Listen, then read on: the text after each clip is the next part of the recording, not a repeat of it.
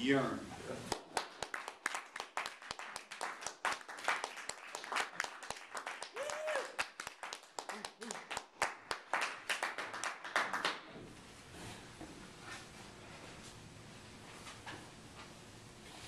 Watch your thoughts, for they become words. Watch your words, for they become actions. Watch your actions, for they become habits. Indeed, watch your habits, for they become character. And watch your character, for it becomes your destiny. That quotation came from Lao Tzu. Lao Tzu was an ancient Chinese philosopher on par, if not greater, than Confucius in his contribution to philosophy. This man was alive 6 centuries before Christ, and he believed essentially that what's within creates what happens on the outside. That what's in here manifests your destiny. What does that mean for you? One question you can ask yourself is, what are you yearning? What do you yearn to express now? Now, at this point in your life, what do you yearn to express that could change your destiny? It may be small. It may be huge. It may be about art, music, friendship, family, wealth, social responsibility, changing the financial system, or just having a cat. What do you yearn for? I want to tell you a story. It's a story about a woman who yearned to do something. It was very simple for her. And in her yearning, she, through a cascade of events, helped to change the world. But she didn't know it. Her name is Julia Chase Brand, born in Connecticut. Now, a little backstory for you. In the 1900s and up till relatively recently, women were not sanctioned to run anything more than half a mile. It was okay to run the 100 and the sprints and up to half a mile, but beyond half a mile, no. Women were not allowed to run long distance. Now why, you ask? Why would that be? Well, some felt that running was too masculine for women, that running would compromise the female reproductive capability. And a few men, just a few, thought that if women ran a long distance, their uterus might fall out while running. So the best thing was... That's where the urine comes in. The best thing was for women not to run. Indeed, when I was a little girl, had I wanted to run and compete at a longer distance, I would have been banned. That is how recent this thinking was in place. It was a November day, Thanksgiving weekend, in 1960. And this young woman, Julia Chase Brand, wanted to run the Connecticut 5-miler. She'd heard about it, and she really wanted to run. She was a pretty good runner already, actually. She had competed at the Olympic trials in the women's 800, the half mile. But this time she thought, I want to run with the guys, I want to run a 5-miler. So off she went that day, 1960, cold morning, and went to the race official. Sir, may I run in this race? No, he replied, off my course. And she retreated. She left. She went home. But then she thought about it. She thought about it for a whole year.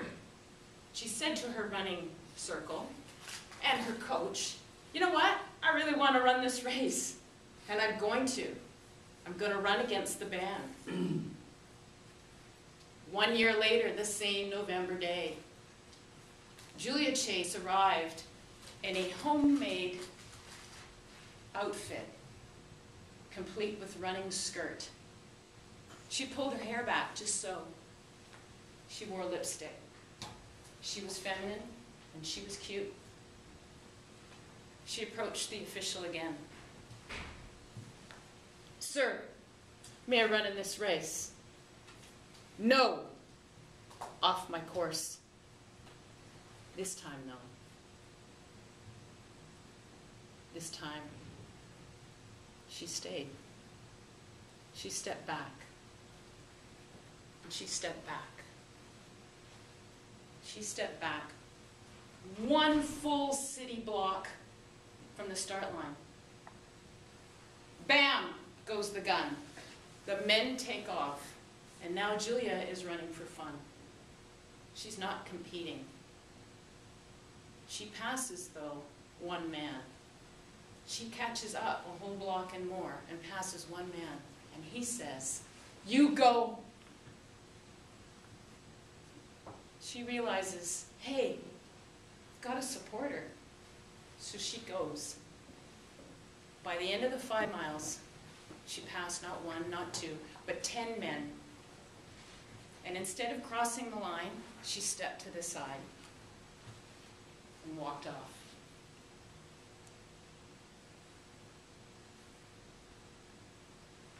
A media frenzy started. Time Life magazine. We've all heard of Time Life. They took photos of her that day. Why? Because she was cute. She was feminine, and she was good. She appeared in the spread in the December issue, 1961. Headline, "Tomboy Loves to Run." Something special happened. Women all over America saw that Julia Chase Brand was a woman and she ran. And they chased her. They began to run. 5-milers, 10-milers. In '66, women started running the marathon illegally. They weren't allowed, but they ran. In 1967, Catherine Switzer, some of you may have heard that name, she ran legally in the Boston Marathon. There, the race official tried to throw her physically off the course. And it was men who sympathized and blocked the official from affecting her. Something special happened. Year after year after year, women continued to run in peace because they loved to run. What do you yearn to do? What do you yearn to express? What will you risk hearing no for? Then something remarkable happened. 1984, a full 23 years later, after Julia had run, the 23rd Olympiad in Los Angeles, on a hot, sticky August morning, the first woman ever to run the women's marathon won. Joan Benoit Samuelson was her name, and she won in a time that it would have eclipsed 13 of the previous 20 men's Olympic marathons. Julia Chase Brand sat at home, watching on TV, and openly wept, because she saw how something that she had done, one act of yearning to run, had contributed to this destiny and this breakthrough. What do you yearn to do? When you hear the first no in your yearning, the first no that comes back when you express, the no that says, "Get off my course," do not sag, do not falter, do not shy away. Know that what you're doing, what you're expressing, as Lisa said, from thought to destiny, what you're expressing is contributing one tile, one small tile, to the mosaic of our history. Thank you.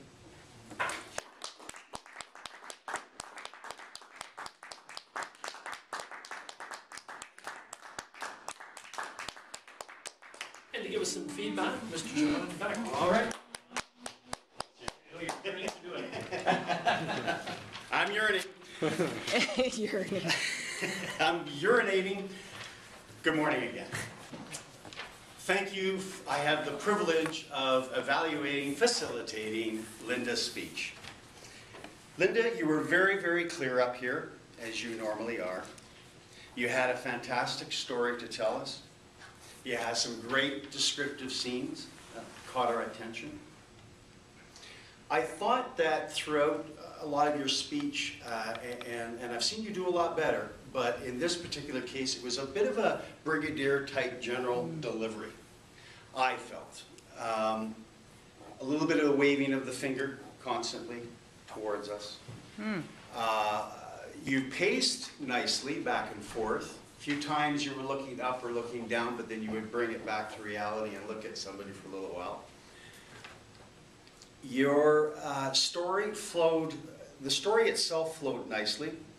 I felt at the beginning when you had pointed out you started off by saying, watch your thoughts, watch your so on. There was about 5 watches. My suggestion is you break it down to 3. And generally that whole sort of, what you were trying to describe is thoughts, actions, results. So thoughts, actions, results in life. And then you went into your story, which was fine. I felt that maybe the transition should have been a little bit better because it kind of was like a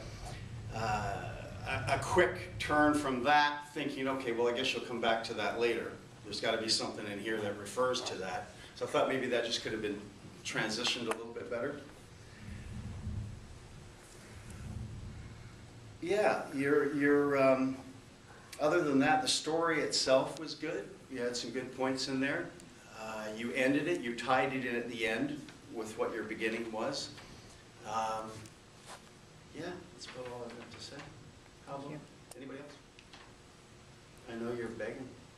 I felt chills when you're talking about with the first Women the Olympic stuff. I got chills then, so it was definitely very effective and really it was meaningful. And I think to build on what John was saying, if we could have had the running theme at the beginning and at the end, and it just would have made that transition. That transition might have gone. Yeah, that's all it was. I mean, the story itself, as you said, was fantastic. It was very interesting. It was just the. You had something to say, George? It was phenomenal. The story. Yeah. And I think what was missing was the bookends. You know, were not effective because the middle was definitely moving. I was very moved,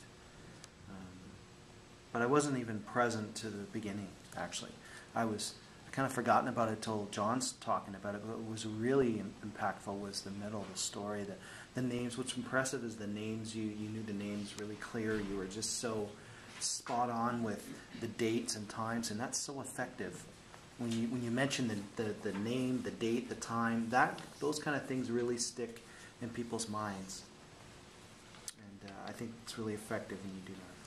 I think. So when Mike, when you started your conclusion, I remember in around there you said, "What do you yearn for?" And I actually wanted to hear you say it again. There's a powerful moment you paused and you said, "What do you yearn for?" And if you'd said, "What do you yearn for?" another time, we might have sunk into that, and something might have popped up for us. Yeah, like let us sit with it for a bit, right? Yeah, and I think there's something that would have just really added a little bit more impact to repeat it. Sort of. Okay. Love the message. To me, it was very clear. What do you yearn to express? You said it at the start. You said it at the end. At the end, the ending one, I would have loved to. I think what these guys were saying: have more time. What do you need to express? And leave it with us. That's what I needed. What I did like, especially, was I like the extremes. You said, do you want to change the financial system, or do you want to have a cat? Like, world changing, so simple. I like extremes. So I like that. Feedback's interesting because for me, you had 2 metaphors at the beginning. You did have the Chinese philosopher metaphor, and then you got into the running. I actually really liked the Chinese metaphor at the beginning, and I did find it effective, even though you tied it with both metaphors at the end. The only thing that might have reinforced that metaphor might have been planting that seed in the middle once again, so keep coming. But to me, the watch your actions, watch your thoughts, I thought that was really the encapsulation of the theme that you did, and so for me, where you put in what you yearn for, fit beautifully into that. So again, it's different strokes. But The story itself was fantastic, and that's what I think captured everybody's attention, and the fact that it was so impactful. And I heard that, but I tried to look for other things too, as you're saying, and I just think that the delivery of the story could have been a little smoother, because it was like, and then the day, right? So, and the next day, just a little bit smoother rather than, but yeah. And I agree a lot with what Rob just said, and I liked it as well. It resonated for that perspective. But I thought where you could add a little bit of maybe relativity to a broader audience. I mean, yeah, you're a runner, but not everybody's a runner. So that was the challenge for Julia Chase Brand, was to overcome, not participate in the race. But what did she overcome personally as a consequence of not participating in that race? Whether it was emotionally or whatever else. I just, sort of the broader global, relational context, I think would have just add a little more impact to it. Yeah, that's and good. maybe relations to people who don't relate to running, right? Yeah, yeah. But the that's uterus great. falling out, that was good. I mean, that made us think. Brought back some action there. You're done, buddy. Oh, you want to say, see ya. Get that. Yeah. And I really appreciate you stepping in and delivering a speech unprepared, off the cuff. I mean, to deliver a speech like that off the cuff and being in so much detail, and what I really appreciate is your sense of presence. You have a really good sense of presence when you speak. We were anticipating your thoughts, I am anyway, and I really appreciate your ability to be able to get up there on a regular basis and just deliver really, really well. Yeah. We just want to hear more of it, that's all. Yeah, can you get up again and do it again? You'll do it better this time. I probably